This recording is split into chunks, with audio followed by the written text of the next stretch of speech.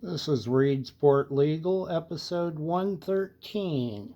We're going to call this Travel, Time, and Perception.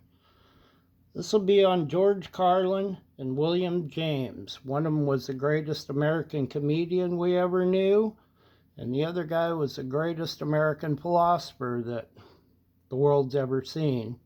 So you figure out the connection between these two. Does the time bother you? I get bothered by the time. Not so much the time itself, the people bother me for the time. People come up to me on the street. I'm sure you've had this happen to you. People come up to you and say, what time it is? Well, they might say, what time is it? I shouldn't get into these ballads. You've had people come up to you and say, what time is it? What time is it? As if you personally were responsible for keeping time? You know, I feel honored, first of all, that they thought I was the man in charge. But I do have to explain, you don't see official timekeeper on here, do you? I don't have the time, of course not. Do you have the time? That's another way they say, do you have the time? I say, no. I don't believe I do. I certainly didn't have it this morning. Did you leave it somewhere? Well, do you have the time? No, I don't have the time. I use a little of it like everyone, you know. But I don't have it. I think the Navy has it. In Washington, isn't that? They keep it in an observatory, that's right. Sure, they let out a little of it each day. Not too much, they wouldn't want to give us too much. Just enough. Time. Sometimes they'll say, do you know what time it is? And I say, yes. I hate to disappoint them, but there is no time. There is no time. I don't mean there's no time. I mean there's no time. When the hell is it? We made that whole thing up. There's no time. We made it up. It's a man-made invention, time. There are no numbers up in the sky. I've looked. They're not there. We made this stuff up. When is it? When the hell is it? When are we, I ask you? When are we? Sometimes we think we know where we are, but we don't really know when we are. When the hell is it? All the time zones are different. Every calendar you run across is different. They'll all give you a different answer. These are calendars. These are made to keep track of time. Everybody's got a different one. Chinese are way up there in the 5 and 6,000s. Hebrew calendars way up in the 5 and 6,000s. We're over at about 1970-something shit. This ain't a couple of weeks these people are off. This is thousands of goddamn years that are missing. How did they do that?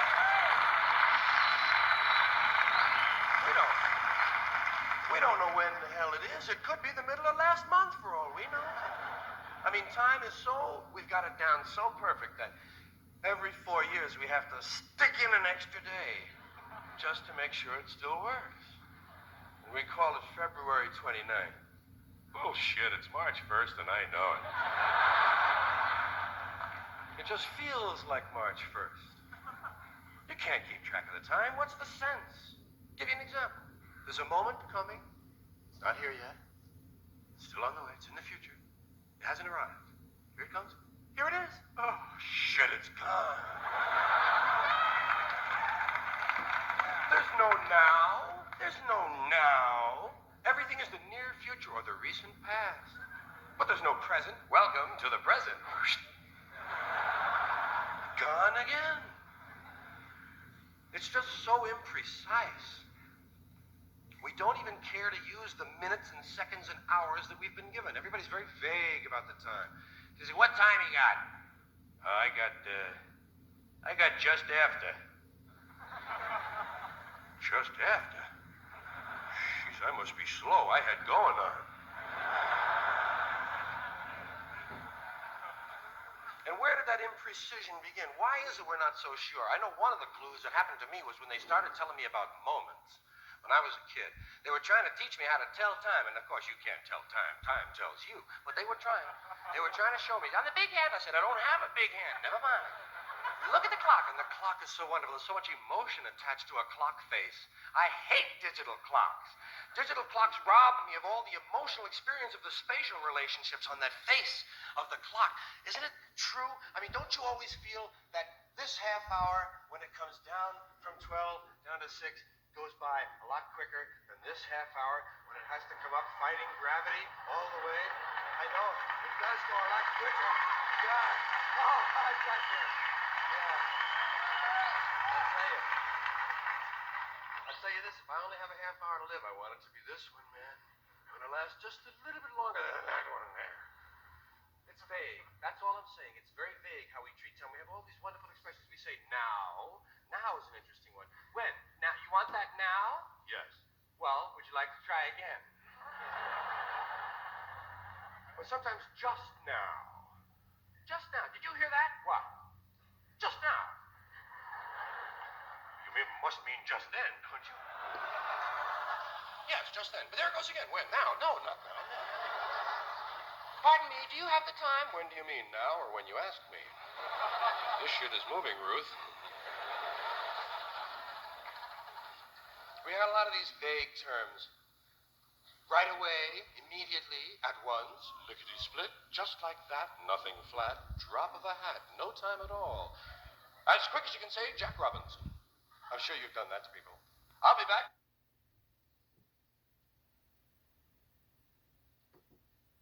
Oh, you're a doctor. Bang.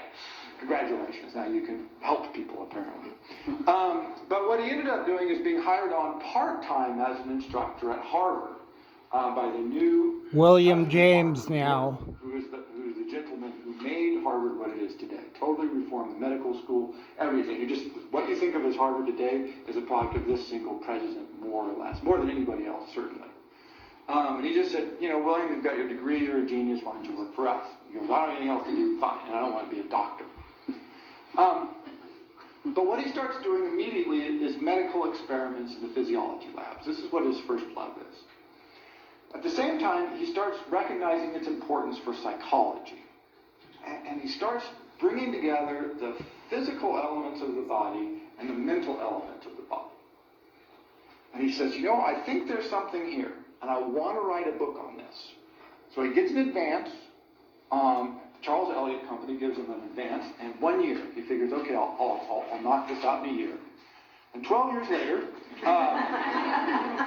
he published what is certainly one of the great works in the English language, which is The Principles of Psychology. A quick read, short 1,100 pages, much of it in tiny footnotes, and lots of medical terminology. However, that being said, it really is an amazing work, and it combines philosophy, psychology, and physiology in a way I've never seen a work, even the near equivalent of this, for combining these three elements so seamlessly to produce a comprehensive understanding of sort of how our minds work and what that means for philosophy.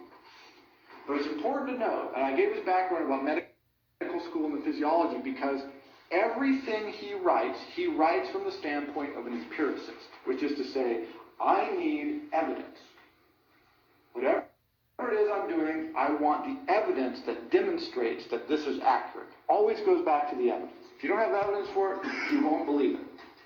By this way, the first thing this does is it makes him an enemy of all idealism. He did not like idealists at all in any way, shape, or form. A few of the examples that he uses, he said, there's this concept in Christianity of original sin. He says, you cannot experience original sin. You can't test for original sin. It's an ideal. It may even be true. He said, I can't say it's not true. I just don't believe it because this is this ideal, inhuman thing that we cannot reach back and actually feel, touch, or experience ourselves. Therefore, I don't believe it. He said, in Buddhism, there's the notion of first noble truth is the world is a world of sorrow, a world of suffering. He says anybody who's lived in the world, no matter how miserable your life, has had moments of joy. He says the human experience suggests that there is a mix of joy and sorrow. So this notion that the world is a world of suffering, I just don't believe it. He's like, our experience contradicts that.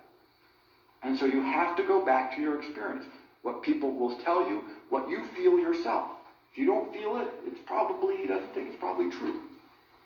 He said at the time there was still a strong school of philosophy that said that we live in the best of all possible worlds. Because we live in the world that God created, therefore it is the best of all possible worlds, right? Because unless we assume that God did a really bad job in our world and has better ones someplace else, which is generally rejected out of hand by idealists, then this must be the best one. And he said, as long as there is a single cockroach bewailing its fortune of unrequited love, we do not live in the best of all possible worlds. Right? We just need to find that cockroach, and then we would have the evidence that disproves that notion. By the way, this approach, this radical empiricism, as it's come to be called, he did not call it that himself necessarily. He did in some places, but not everywhere. Would work strongly against Heidegger, Wittgenstein, and Russell. It would sort of go right to the heart of their projects and overthrow it. Because much of what they were pursuing was particular ideals. And they were trying to provide the evidence for the ideal. And James says that is always wrong. You go from the evidence to something else, not from the idea to what evidence supports it. Always start with experience, with facts, things you can test and verify for yourself, if at all possible. So, this is the strange thing about the principles of psychology, is you'll get a chapter on human notion of time. How do we sense time? But it will be filled with all kinds of scientific experiments run on, if you click a clock at this many beats per second, can you discern the difference of those beats? If you do this, can someone remember that? How long can they remember that for? Here's, a 14-page footnote that goes in all this research that's been done by, Helmholtz or whoever in Germany to support his notion of time. One of the things he demonstrates, by the way, is that now lasts somewhere between 12 seconds and not longer than a minute. We have no sense of now longer than a minute. He said you can find no experimental evidence that now is longer than a minute. Occasionally shorter than 12 seconds, but he says a good mean average is probably 12 seconds. That's what we mean. When we say now, it turns out our experience... The moment's coming, just like George Carlin said. If you read that section, Wait for it. It's It's coming. 12 seconds. Now is 12 seconds. We'll get into that. Now is 12 seconds for the human. Consciousness. People have heard this term? This is William James. This is his development and exploration brings this forward. And it's based on the notion by Heraclitus, the Greek philosopher, who said you can never immerse yourself in the same river twice. Also translated, you can never step in the same river twice. Probably more accurate to say immerse yourself in the same river twice.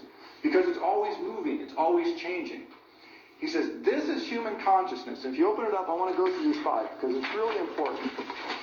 These are the 5 elements that he tracks out. You want to know what consciousness is? It's these 5 things. Or it's made up of this. 1, he says, every thought tends to be part of personal consciousness. He says, there aren't thoughts in the world that we find. They don't exist there. They're always inside a person. And you can't get them out. They're yours. You can't, hand them off to somebody else. If you want to communicate with somebody, you have to try to excite in them what appears to you to be the same thought that you've had. That's as close as you can get. You have to hope, suspect, believe that what they're experiencing is something like what you're experiencing. But you have no way of knowing. So he says, thought is radically isolated. It's always in an individual person. And there's no way to get it out of an individual person. And therefore, massively plural. Every person has different thoughts, unique thoughts. Their thoughts alone. And so the world is filled with 6 billion different thinkers thinking their own world of thoughts. Inaccessible and plural. One element of consciousness. 2, within each personal consciousness, thought is always changing. And it's great, you could run experiments on yourself. Try and hold to a single thought. He says, you just can't do it. He says, even if you try to do it, what you feel, in fact, while you try to do that, is you feel time passing as you think about the thought, which of course transforms the thought to the point where you think, thinking about this stupid thought is really boring. Right? And that's a new kind of understanding of the thought. So he says, you never have the same thought twice, hence the Heraclitus reference. It's a continuous stream. It's always evolving and changing. Within each personal consciousness, thought is sensibly continuous. Not that it is continuous, by the way. He doesn't argue. In fact, he gives a lot of evidence that actually our consciousness probably breaks up into all kinds of weird fragments. But he says we're not worried about that. That's a different issue. We feel it as if it's continuous. So when you wake up in the morning, James' example, right? You don't think, I'm a totally and completely new person in a new world, nothing has ever happened to me. It feels more like, oh, I'm just picking up where I was. It's just something it's been, I slept, but now I'm right back in where I was. It's continuing again. It says we don't really experience breaks in consciousness. We may, but we don't sense them that way. And so when you think about consciousness, it's important to think of it as this continuous, evolving, and private event that's hard to get out. It always appears to deal with objects independent of itself. The objects aren't independent of us. We'll get into that. But that's what we feel like. If I think about something, Paris, it feels to me like I'm thinking about something that is not me. This is wrong. Because the thought is in me. And so it's this weird psychological quirk that no matter what we think about, we develop this notion that it's an object, even if it's an object like, abstract concept like love or the square root of -1, right? I feel like, oh, square root of -1 is out in the world and I'm thinking about it. James says, no. We feel that way. Absolutely. And you have to remember that you feel that way. But again, it's clear that that's not the case. But that's how we feel. 5, most important of all this, is interested in some part of these objects to the exclusion of others, and welcomes or rejects, chooses from among them in a world all the while. So, what this means is we feel like we're continuously thinking about things that are not us, they're in the world, and that we've captured them more or less completely. But what we actually do is we reject, we choose, we select the aspects of certain things that we're going to pay attention to. This is true both psychologically and physiologically. He shows it on both levels. Not his example, but a good example. My favorite example of this is if you look at the eye, try to draw the eye again, light comes in and hits your retina, which is back here. I like my eyes, right? Because it's an eye. It's hugely realistic, isn't it? So whatever light comes off, it comes in like this. So out here we have, I don't know, a tree. We'll call this a tree. There is no unique solution for this. Your eye never receives the pattern of a tree because the pattern of the light that hits your eye, there is not one thing. You get like 50 images of the tree all blurred, all over your eye. Your brain takes those 50 images and constructs something that goes, tree. But it's not a unique solution. All those things that they have that are tricks of the eye, Escher's works, what he's doing is he gives the eye something that the brain can't solve for. The brain can solve for trees to a certain extent. One thing the eye and the brain never get right, because of this problem, are railroad tracks joining in the distance. We know they don't join, but we always see them as joining because of this problem. The eye can't solve for it any other way. The eye gets the input, and then the brain has to sort it. The brain can't sort it except to come up with this idea, even though we know absolutely that they don't meet. We look at it, they meet.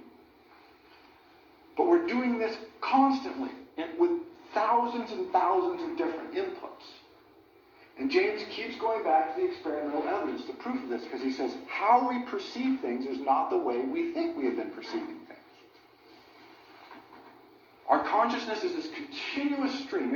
I mean, pretty much when he says stream of consciousness, many, many people in the world, including lots of writers and artists, went, oh yeah, that's exactly how I feel. Right? You just have this wave. It's not this like, I have a thought, this rational process controls it, I examine it, I set it down, I pick up this thought. Right? It's more like, Wow, I'm hungry. Look at that bird. I should do my homework. Oh, what's on TV? Oh, I'm still hungry. Wait a second, I'm late. Right? And it's just this continuous stream. Isn't this much more? And sometimes we're buried in the stream. As he says that sometimes you just feel you're so overwhelmed that you don't know what to do. And your consciousness changes what you pay attention to in this stream. So the classic one is if you buy a new car, you will see lots of those cars. If you become interested in a subject, you will see all kinds of references to the subject. And people say, well, isn't that uncanny? All of a sudden, I read this book and I see all these references to the book. It's not uncanny. What it is your mind has changed what it's paying attention to. And now you notice all the things that have been there the entire time, but your mind completely screened out. And our brains are great at this. And some of the examples that he uses that we're probably all familiar with is if you've ever woken up and then all of a sudden you realize that maybe your radio's on, but you don't hear it for a long time. Or if your refrigerator is running and making a lot of noise, you don't hear it, and then when it stops making noise, you kind of go.